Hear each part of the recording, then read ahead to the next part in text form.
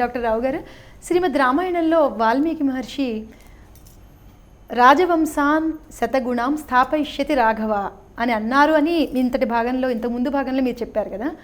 అసలు శ్రీరామచంద్రుడు అనేక రాజవంశాలను ఎందుకు స్థాపించాడు, స్థాపించాల్సిన అవసరం ఎందుకు వచ్చింది? ఇంతకుముందు ఏమీ అసలు రాజవంశాలు లేవా? ఇదే ప్రశ్న మీతో పాటే శ్రోతలకు కూడా వచ్చి ఉంటుందని నేను భావిస్తున్నాను. నిజానికి ఈ ప్రశ్నకు సమాధానంగా శ్రీరామచంద్రునికి జన్మకి కొంచెం ముందు నేపథ్యం మనం పరిశీలించాల్సిన అవసరం ఉంటుంది.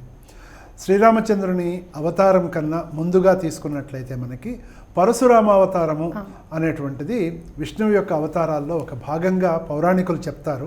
దశావతారాల్లో ఆ విధంగా పరశురాముని చరిత్ర శ్రీరాముని చరిత్రకి కొంచెం ముందుగా ఉంటుంది.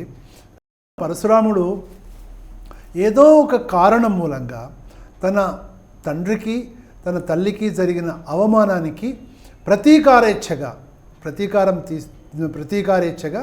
అతను భూమండలం మీద ఉన్నటువంటి రాజవంశాలన్నిటినీ సమూలంగా నాశనం చేస్తాను అని ప్రతిజ్ఞ చేయటమే కాకుండా 21 సార్లు భూమండల ప్రదక్షిణం చేసి అన్ని దేశాలలో ఉన్నటువంటి రాజులని యుద్ధానికి ఆహ్వానించి యుద్ధరంగంలో వారందరినీ సంహరించడం జరిగింది.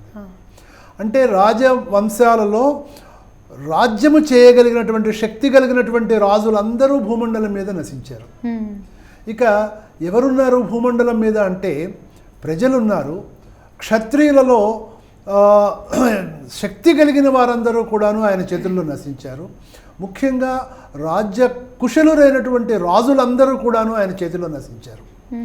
చిన్నపిల్లలు రాజకుమారులు లాంటి వాళ్ళు ఉన్నారు, కానీ వారికి రాజ్యం ఎలా చేయాలో తెలియదు.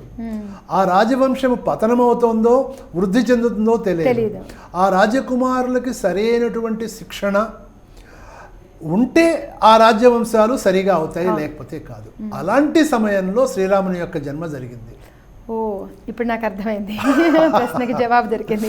కాబట్టి శ్రీరాముడు ఏం చేశాడంటే శ్రీరాముని యొక్క మొత్తము గోల్ అని మనం ఏదైతే అంటామో జీవిత లక్ష్యం, ఆ జీవిత లక్ష్యము తాను చక్కటి రాజుగా అయి పరిపాలించడమే కాకుండా తాను సార్వభౌముడు కావాలి అన్నట్లయితే తన చుట్టూ ఉన్నటువంటి రాజులు కూడాను సరి అయినటువంటి పద్ధతిలో వర్ధమానంగా అయ్యి వాళ్ళు తమ దేశాలని పరిపాలించడం వాళ్ళు నేర్చుకోవాలి.